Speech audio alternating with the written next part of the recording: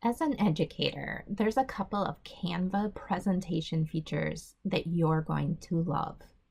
Like Google Slides, you can share your Canva presentation with someone else to view or to edit with you. But in presentation mode in Canva, you have the option to give remote control to someone else who can turn the pages or the slides and who can then use the magic shortcuts. Let's take a look at how this works.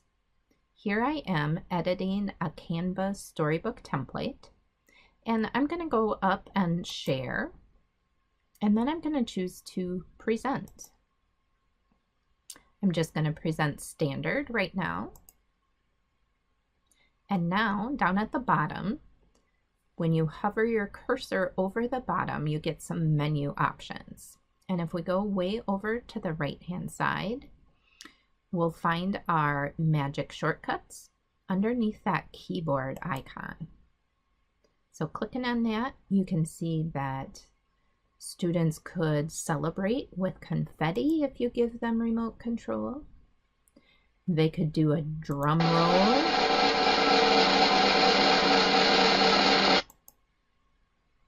They could do a curtain call or a mic drop. So to give your students remote control over what you're presenting, you're going to go to the three-dot menu in the lower right, and you're going to say Share Remote Control. Now you can just copy this link, and now you can send that link to the person you want to give remote control to. So if we go over to our iPad, here we'll be able to see how to use the remote control feature. I'm going to click on the link, and that will bring up my remote control options. And now I can move my slides using the arrow, or I can go to Magic Shortcuts and I can choose confetti. I can choose bubbles. And the fun thing about bubbles is the more times I hit the bubbles, the more bubbles we get. We can also tell people to be quiet, or we can blur the screen. Now, at any time back on your computer, you can pause the controls. Then you'll see on the iPad that you can no longer work any of the controls. Now, if you don't want to give remote control to anyone, you can still use these magic shortcuts yourself. Let's go down here, and I want to show you one more.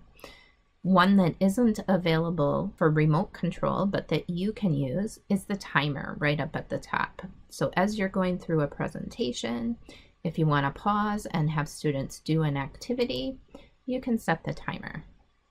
So if all this wasn't enough, you even have the option to record yourself giving a presentation in Canva. So let's close out of full screen mode to show you how to do that. Now this time when I go to share and I go to present, I'm going to choose to present and record. Then I'll say next. And now we're going to choose to go to the recording studio. Now you'll get to record your face as well, and you can say start recording. One thing to notice here is that your notes over on the right-hand side are not being recorded, just everything that you see over on the left-hand side. So when you're ready to end, you can say end. And now you can copy this link in order to share the presentation or the recording of you reading a book, or you can choose to download that video and share it however you like. I'm just going to discard this recording, and we'll go back to editing. Now, because these presentation features pair so well with sharing a story or a book, I want to show you how to find those storybook templates. So if we go up to the top left here and we say home, from your home screen, you're going to choose templates on the left-hand side. And then if you choose education, you see you have lots of nice options, like you can do storyboards or you can do a comic strip. But if you want those storybook templates, you're just going to search for them. And we can find our storybook right here. And now we have all kinds of options to choose from. And keep in mind, you can customize any of these. Your students can customize these, and it can be a class book. And you can create a book from scratch over here. I hope you enjoy these Canva presentation features.